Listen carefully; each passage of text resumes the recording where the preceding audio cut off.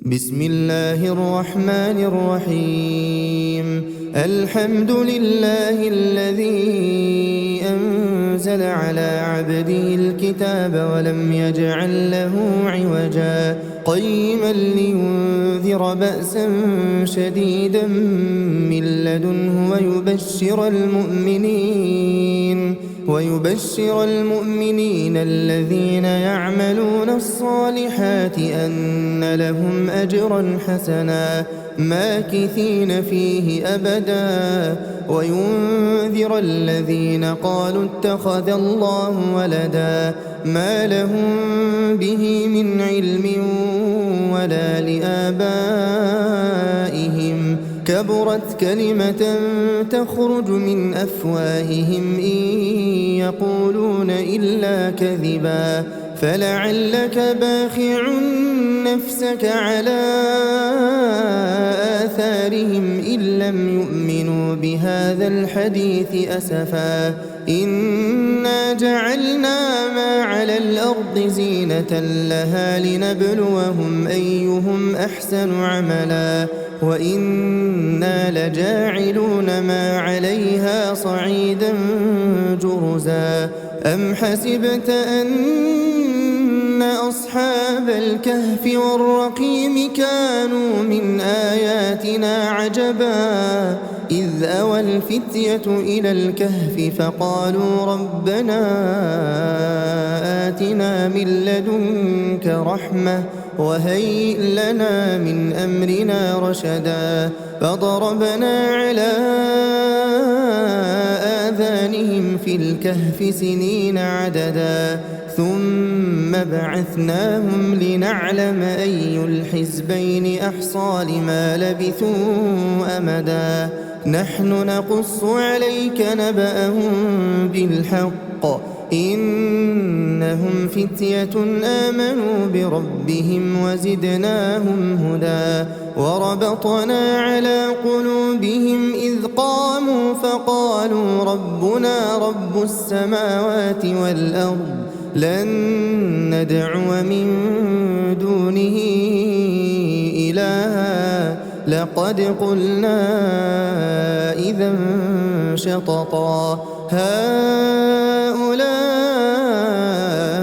قوم اتخذوا من دونه آلهة لولا يأتون عليهم بسلطان بين فمن أظلم ممن افترى على الله كذبا وإذ اعتزلتموهم وما يعبدون إلا الله فأووا إلى الكهف ينشر لكم ربكم من رحمته ويهيئ لكم من أمركم مرفقا وترى الشمس إذا طلعت تزاور عن كهفهم ذات اليمين وإذا غربت تقرضهم ذات الشمال وهم في فجوة منه ذلك من آيات الله من يهد الله فهو المهتد ومن يضلل فلن تجد له وليا مرشدا وتحسبهم أيقاظا وهم رقود ونقلبهم ذات اليمين وذات الشمال وكلبهم باسط ذراعيه بالوصيد لو اطلعت عليهم لوليت منهم فرارا ولملئت منهم رعبا وكذلك بعثناهم ليتساءلوا بينهم قال قائل منهم كم لبثتم قالوا لبثنا يوما أو بعض يوم قالوا ربكم أعلم بما لبثتم فابعثوا أحدكم بورقكم هذه إلى المدينة فلينظر أيها أزكى طعاما فليأتكم برزق منه وليتلطف ولا يشعرن بكم أحدا إنهم إن يظهروا عليكم يرجموكم أو يعيدوكم في ملتهم ولن تفلحوا إذا أبدا وكذلك أعثرنا عليهم ليعلموا أن وعد الله حق وأن الساعة لا ريب فيها إذ يتنازعون بينهم أمرهم فقالوا بنوا عليهم بنيانا ربهم أعلم بهم قال الذين غلبوا على أمرهم لنتخذن عليهم مسجدا سيقولون ثلاثة رابعهم كلبهم ويقولون خمسة سادسهم كلبهم رجما بالغيب ويقولون سبعة وثامنهم كلبهم قل ربي أعلم بعدتهم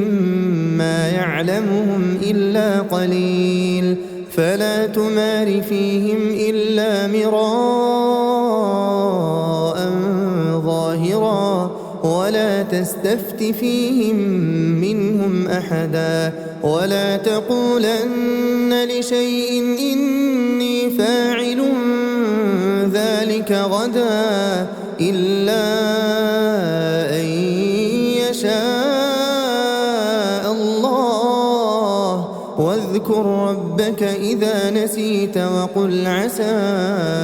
أن يهديني ربي لأقرب من هذا رشدا ولبثوا في كهفهم 300 سنين وازدادوا 9 قل الله أعلم بما لبثوا له غيب السماوات والأرض أبصر به وأسمع ما لهم من دونه من ولي ولا يشرك في حكمه أحدا واتل ما أوحي إليك من كتاب ربك لا مبدل لكلماته ولن تجد من دونه ملتحدا واصبر نفسك مع الذين يدعون ربهم بالغداة والعشي يريدون وجهه ولا تعد عيناك عنهم تريد زينة الحياة الدنيا ولا تطع من أغفلنا قلبه عن ذكرنا واتبع هواه وكان أمره فرطا وقل الحق من ربكم فمن شاء فليؤمن ومن شاء فليكفر إنا أعتدنا للظالمين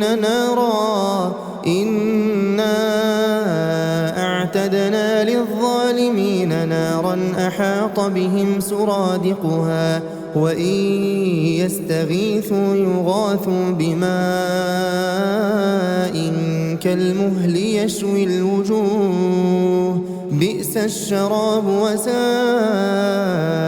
مرتفقا إن الذين آمنوا وعملوا الصالحات إنا لا نضيع أجر من أحسن عملا أولئك لهم جنات عدن تجري من تحتهم الأنهار يحلون فيها من أساور من ذهب ويلبسون ثيابا خضرا من سندس واستبرق متكئين فيها على الأرائك نعم الثواب وحسنت مرتفقا واضرب لهم مثل الرجلين جعلنا لأحدهما جنتين من أعناب وحففناهما بنخل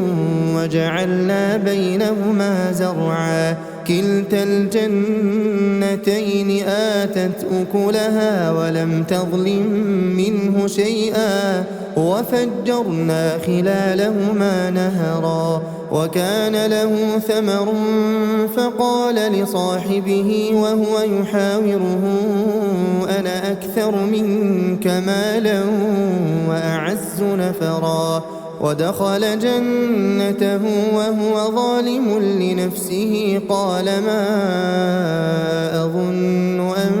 تبيد هذه أبدا وما أظن الساعة قائمة ولئن رددت إلى ربي لأجدن خيرا منها منقلبا قال له صاحبه وهو يحاوره أكفرت بالذي خلقك من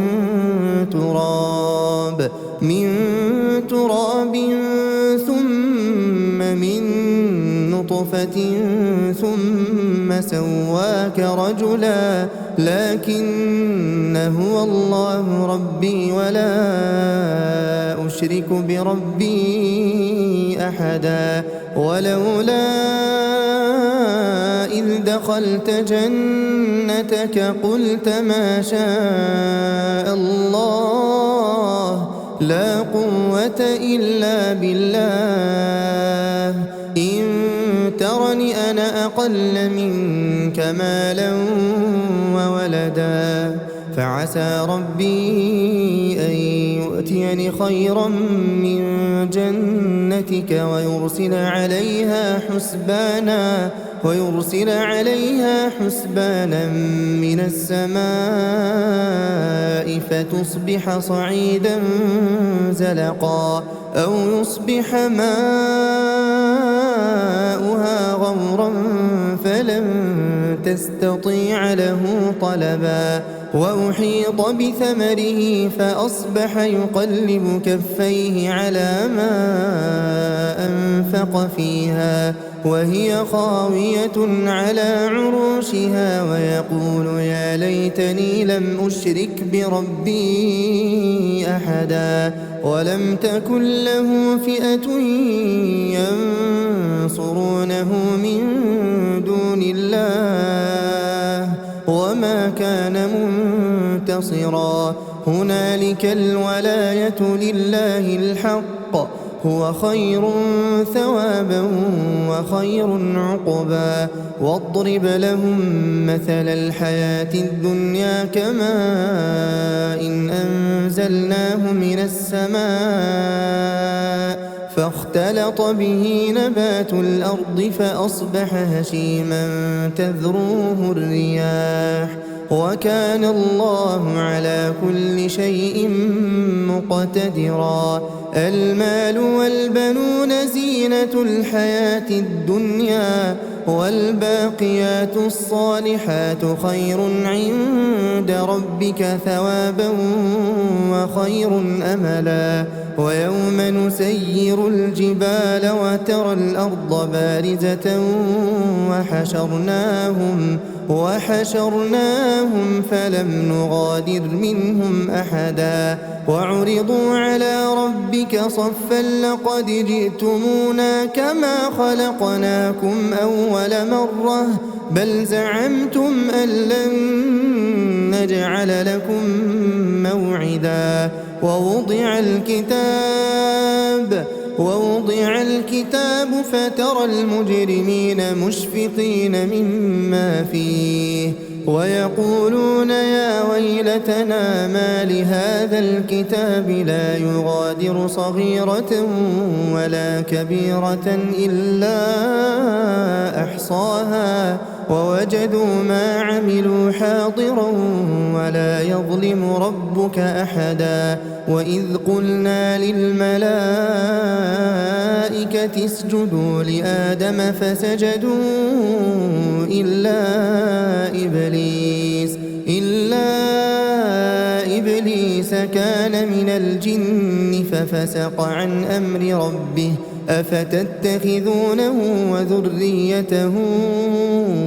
أولياء من دوني وهم لكم عدو بئس للظالمين بدلا ما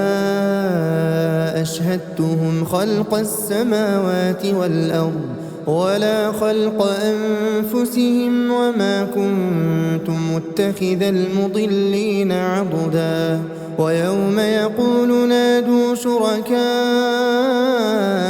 الذين زعمتم فدعوهم فلم يستجيبوا لهم وجعلنا بينهم موبقا ورأى المجرمون النار فظنوا أنهم مواقعوها ولم يجدوا عنها مصرفا ولقد صرفنا في هذا القرآن للناس من كل مثل وكان الإنسان أكثر شيء جدلا وما منع الناس أن يؤمنوا إذ جاءهم الهدى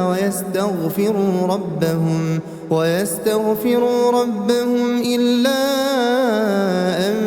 تأتيهم سنة الأولين أو يأتيهم العذاب قبلا وما نرسل المرسلين إلا مبشرين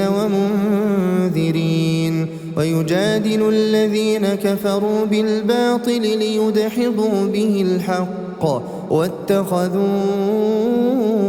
آياتي وما أنذروا هزوا ومن أظلم ممن ذكر بآيات ربه فأعرض عنها ونسي ما قدمت يداه إنا جعلنا على قلوبهم أكنة أن يفقهوه وفي آذانهم وقرا وإن تدعهم إلى الهدى فلن يهتدوا إذا أبدا وربك الغفور ذو الرحمة لو يؤاخذهم بما كسبوا لعجل لهم العذاب بل لهم موعد لن يجدوا من دونه موئلا وتلك القرى أهلكناهم لما ظلموا وجعلنا لمهلكهم موعدا وإذ قال موسى لفتاه لا أبرح حتى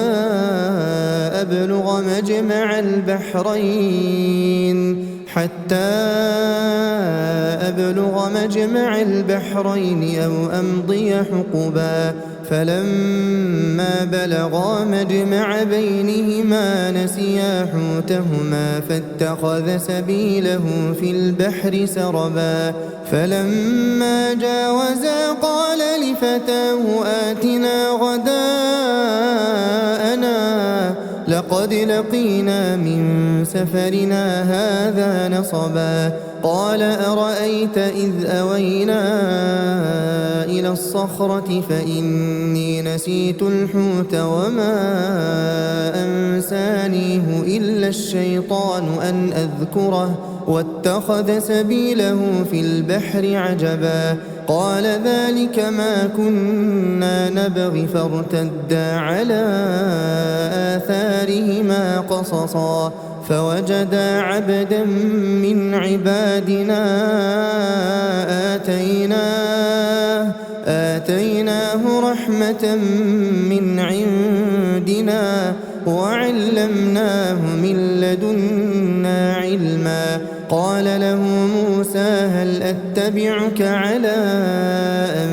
تعلمني مما علمت رشدا قال إنك لن تستطيع معي صبرا وكيف تصبر على ما لم تحط به خبرا قال ستجدني إن شاء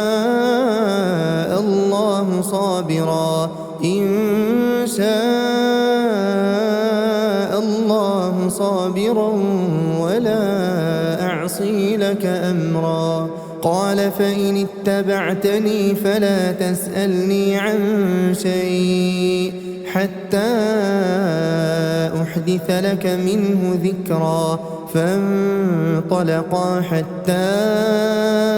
إذا ركبا في السفينة خرقها قال أخرقتها لتغرق أهلها لقد جئت شيئا إمرا. قال ألم أقل إنك لن تستطيع معي صبرا. قال لا تؤاخذني بما نسيت ولا ترهقني من أمري عسرا. فانطلقا حتى إذا لقيا غلاما فقتله. قال أقتلت نفسا زكية بغير نفس لقد جئت شيئا نكرا. قال ألم أقل لك إنك لن تستطيع معي صبرا. قال إن سألتك عن شيء بعدها فلا تصاحبني قد بلغت من لدني عذرا. فانطلقا حتى إذا أتيا أهل قرية استطعما أهلها فأبوا أن يضيفوهما فوجدا فيها جدارا يريد أن ينقض فأقامه. قال لو شئت لاتخذت عليه أجرا. قال هذا فراق بيني وبينك سأنبئك بتأويل ما لم تستطع عليه صبرا. أما السفينة فكانت لمساكين يعملون في البحر فأردت أن أعيبها وكان وراءهم ملك يأخذ كل سفينة غصبا. وأما الغلام فكان أبواه مؤمنين فخشينا أن يرهقهما طغيانا وكفرا. فأردنا أن يبدلهما ربهما خيرا منه زكاة وأقرب رحما. وأما الجدار فكان لغلامين يتيمين في المدينة وكان تحته كنز لهما وكان أبوهما صالحا. فأراد ربك أن يبلغا أشدهما ويستخرجا كنزهما رحمة من ربك وما فعلته عن أمري ذلك تأويل ما لم تسطع عليه صبرا. ويسألونك عن ذي القرنين قل سأتلو عليكم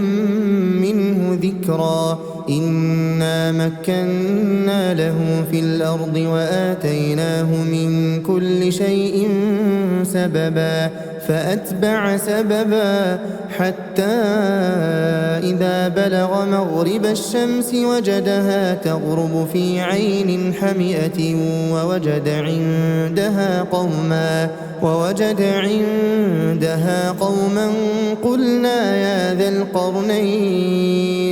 قلنا يا ذا القرنين إما أن تعذب وإما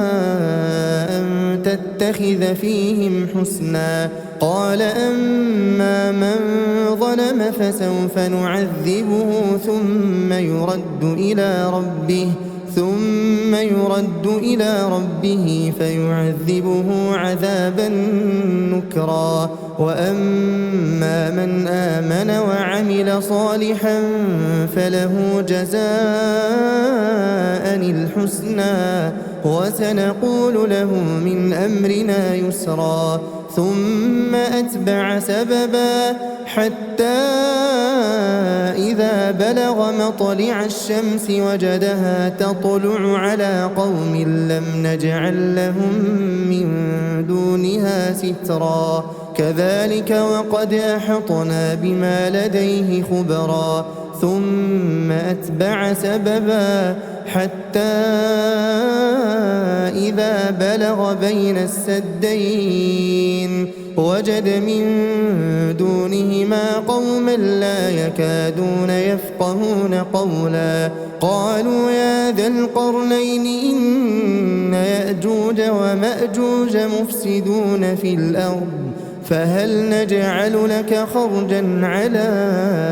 أن تجعل بيننا وبينهم سدا قال ما مكني فيه ربي خير فأعينوني بقوة أجعل بينكم وبينهم ردما آتوني زبر الحديد حتى إذا ساوى بين الصدفين قال انفخوا حتى إذا جعله نارا قال آتوني أفرغ عليه قطرا فما استطاعوا أن يظهروه وما استطاعوا له نقبا قال هذا رحمة من ربي فإذا جاء وعد ربي جعله دكاء وكان وعد ربي حقا وتركنا بعضهم يومئذ يموج في بعض ونفخ في الصور فجمعناهم جمعا وعرضنا جهنم يومئذ للكافرين عرضا الذين كانت أعينهم في غطاء عن ذكري وكانوا لا يستطيعون سمعا أفحسب الذين كفروا أن يتخذوا عبادي من دوني أولياء إنا أعتدنا جهنم للكافرين نزلا قل هل ننبئكم بالأخسرين أعمالا الذين ضل سعيهم في الحياة الدنيا وهم يحسبون أنهم يحسنون صنعا أولئك الذين كفروا بآيات ربهم ولقائه فحبطت أعمالهم فلا نقيم لهم يوم القيامة وزنا ذلك جزاؤهم جهنم بما كفروا واتخذوا آياتي ورسلي هزوا إن الذين آمنوا وعملوا الصالحات كانت لهم جنات الفردوس نزلا خالدين فيها لا يبغون عنها حولا قل لو كان البحر مدادا لكلمات ربي لنفد البحر قبل أن تنفد كلمات ربي ولو جئنا بمثله مددا قل إنما أنا بشر مثلكم يوحى إلي أنما إلهكم إله واحد فمن كان يرجو لقاء ربه فليعمل عملا